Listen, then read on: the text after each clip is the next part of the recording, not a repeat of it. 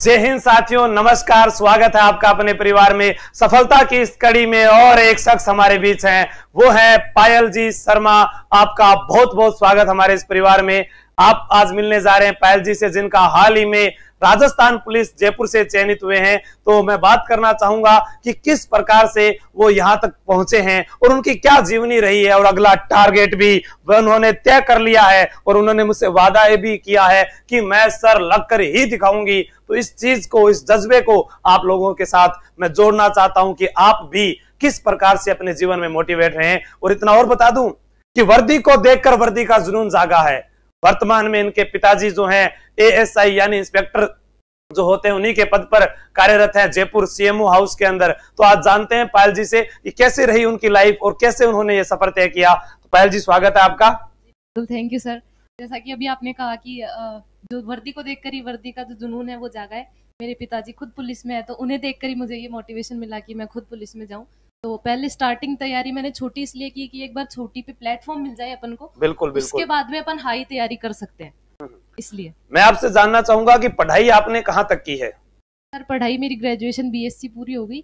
अच्छा। और मैंने बीएसटीसी भी कर ली और बीएड मेरा रनिंग में चल रहा है सर। बीएससी करने के बाद आपका जीके की ओर कैसे क्रेज बन गया कि आप साइंस बैकग्राउंड से होते हुए आर्ट्स के विषयों को पढ़कर आज पुलिस में आ गए आप? सर साइंस तो मेरा इंटरेस्टिंग सब्जेक्ट था, इसलिए मैंने बीएससी की थी। अच्छा। लेकिन फिर जब मैंने आपके सुभाष जी के इनकी वीडियो देखे ना, तो फिर जीके अच्छा लगने लग गया। अच्छा, जीके अच्छा लगने लग गया। हाँ, वो फिर याद होने लग गया ट्रिक्स की वजह से। अच्छा। इसलिए सर फिर मेरा इंटरेस्ट अपने आप ही हो गया। तो मैं ये मान सकता हूँ कि एक साइंस का विद्यार्थी भी अगर वो पढ़े तो वो नौकरी लग सकता है। बिल्कुल। दूसरा, मैं आपसे ये जानना चाहूंगा कि अपने जो अगला जो लक्ष्य तैयार किया है, वो आपका क्या लक्ष्य है कि आप कहां तक जाना चाहते हैं? एसआई है, आरएस है, क्योंकि सीढ़ी दर ही हम आगे बढ़ते हैं। तो आपने दूसरा लक्ष्य अभी क्या चुना है? सर दूसरा लक्ष्य अभी एसआई चुना है। एसआई में होने के बाद फिर आरएस पे जाना है। लेकिन लास्ट आपका सफर जो है आरएस तक रहने वाला है। हाँ, आरएस तक रहने वाला है। आरएस तक रहने वाला है। मेरी ओर से बहुत बहुत शुभकामनाएं रहेगी। मैं ये भी जानना चाहूंगा कि आप जैसे कई विद्यार्थी हमें पूछते हैं कि अब कितने घंटे पढ़ाई करें। मैं तो उनको यही कहता हूं कि पढ़ाई कभी घंटों की मोहताज नहीं होती है। फिर भी मैं आपसे पूछना चाहूंगा कि कितने घंटे आप पढ़ाई करती थी, थोड़ा इनको बताएं। सर बिल्कुल, पढ़ाई तो घंटों के हिसाब से तो वैसे करनी नहीं चाहिए, लेकिन नॉर्मली अगर आप देखें तो 5-6 घंटों से कम तो बिल्कुल नहीं करना चाहिए। क्योंकि जॉब है, ऐसे तो है नहीं कि बस पढ़ लिया और पास करना है अपन को। जॉब लगनी है, कट ऑफ से 20-25 नंबर जब ज्यादा आते हैं ना, तब जाके नौकरी मिलती है। बिल्कुल, आजकल यही है कि आप 10 से 20 नंबर ज्यादा लेकर आएंगे तभी आपका फाइनल चयन होने वाला है। वरना सिर्फ हम ये एक अंदाजन लगा सकते हैं कि हमने प्री पास किया है, हम दौड़ के लिए क्वालिफाई हुए हैं, लेकिन लास्ट में हम रुक जाते हैं। मैं आपसे ये भी जानना चाहूंगा कि कुछ विद्यार्थियों के मन में ये एक धारणा बनी होती है कि मैं 3 महीने 4 महीने तैयारी करके 60 साल के जीवन को तय कर दूंगा। तो मैं आपसे पूछना चाहूंगा कि आपकी तैयारी कितने वर्षों से चल रही है या कितने महीनों से चल रही है? आपके पिता ने आपको कब से ये तैयारी करने के लिए शुरुआत की, बताइएगा। सर तैयारी 3-4 महीनों में तो हो ही नहीं सकती। एक बार भी सिलेबस पूरा नहीं होता, रिवीजन तो दूर की बात है। और मैंने तैयारी जो पिछली बार पुलिस की पेपर हुई थी 2019 में फॉर्म भरे थे, 2020 में पेपर हुए थे, तब सर मैंने तैयारी की थी। लेकिन मेरी तैयारी उतनी अच्छी नहीं थी, इसलिए मेरा उसमें तो नहीं हुआ था। जोधपुर सेंटर आया था मेरा। अच्छा। और फिर अब की बार जब दोबारा फॉर्म भरे, तब मैंने उस दिन से ही तैयारी चालू कर दी थी कि अब की बार जो होगी उसमें तो करना ही करना है। उसके अंदर तो क्वालिफाई करना ही करना है, चाहे कुछ भी हो जाए। अच्छा। इसके अंदर जैसे आपने मुझे बताया कि आपके पिताजी जब हैं वो ड्यूटी पर होते हैं और उन्होंने भी आपको बहुत बहुत मोटिवेट किया है, हमेशा आगे बढ़ने के लिए प्रेरित किया है। आपके भाई हैं जो भी रीट की तैयारी कर रहे हैं, उन्होंने भी अभी वादा किया, वो ही अभी सामने वीडियो बना रहे हैं। हाँ, तो हम उसको आपको दिखा नहीं पाएंगे, लेकिन जब फाइनल सिलेक्शन होगा जब मैं आपको जरूर उनसे मिलाऊंगा। फाइनल सिलेक्शन पर आप इनके भाई से भी मिलेंगे। उन्होंने वादा किया है कि फरवरी में सर मैं भी मिठाई लेकर आऊंगा, और ये उन्होंने वादा किया है। तो आपके पिताजी कैसे वीडियो देखते, मतलब इन वीडियो को क्यों देखते थे जबकि वो तो थानेदार बने हुए हैं? फिर भी उनकी रुचि कैसे बनी, उनके बारे में आप कुछ कहेंगे कि आपके पिताजी को इतना इंटरेस्ट कैसे आया? सर उन्होंने मेरे से पूछा था कि तुझे आगे करना क्या है। हाँ। तब मैंने बोला था कि मेरे को भी पुलिस में ही जाना है। अच्छा।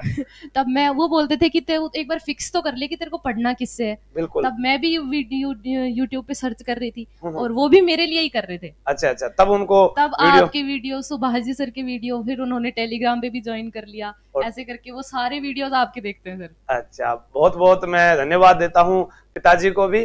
थानेदार साहब, आप भी वीडियो देखते हैं और बहुत अच्छा लगा, क्योंकि जीवन में कोई भी चीज आप कार्य करते हैं, आप दूसरे को एक बार सिर्फ मोटिवेट कीजिए, वह इंसान आगे बढ़ेगा। जैसे मैं आपको कई बार कहता हूं कि पहाड़ों से निकलने वाली नदियों ने आज तक नहीं पूछा कि उनकी मंजिल कहां पर है, वो अपना रास्ता खुद बनाती है।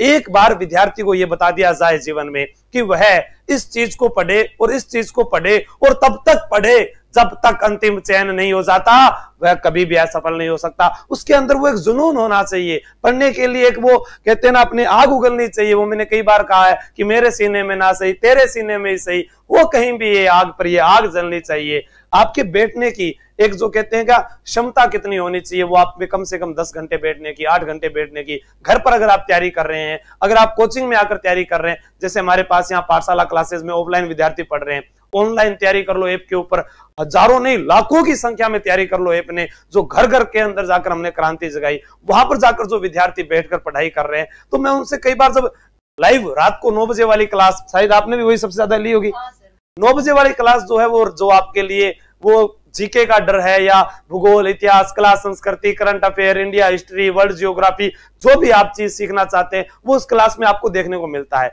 और हमेशा उसमें कुछ नया किया जाता है। तो वो चीज अगर आप लगातार ज्वाइन करते हैं, आपके पास पैसे भी नहीं है, आप कोचिंग ऑफलाइन नहीं आ सकते, आप जयपुर नहीं आ सकते, आप ऐप पर कोर्स नहीं खरीद सकते, मैं कहता हूं कि ये यूट्यूब आपको उस मंजिल तक ले जा सकता है जहां तक आपने सोचा है। जैसा आज एक थानेदार की बेटी ने पुलिस के अंदर अपना लक्ष्य तो चुन लिया, लेकिन अगला लक्ष्य उन्होंने सब इंस्पेक्टर फिर आरएस से आरपीएस बनना है। तो ये क्या है कि पहले कदम से आगे आगे बढ़ना है। तो बहुत बहुत धन्यवाद पायल जी, आप हमारे साथ जुड़े हैं। और अंतिम संदेश आप इन हमारे युवा साथियों को क्या देना चाहेंगे, जल्दी से बताएं। अंतिम संदेश तो यही है सर कि जब आपके बहाने आपके सपनों के आगे छोटे हो जाएंगे ना, तभी आपको सफलता मिल सकती है। आपको अपने अंदर एक जुनून रखना है कि हाँ मुझे कुछ करना है, मेरे पेरेंट्स ने मेरे लिए कितना कुछ किया है, वो सब आपको याद रखना पड़ेगा, तब जाके आप पास हो सकते हो। आपको जो करना है वो सब आप कर सकते हो। बिल्कुल, सघन वन अंधेरी रात, मूक निमंत्रण चलना है, अभी विश्राम कहाँ बहुत देर तक चलना है। जय हिंद, जय भारत।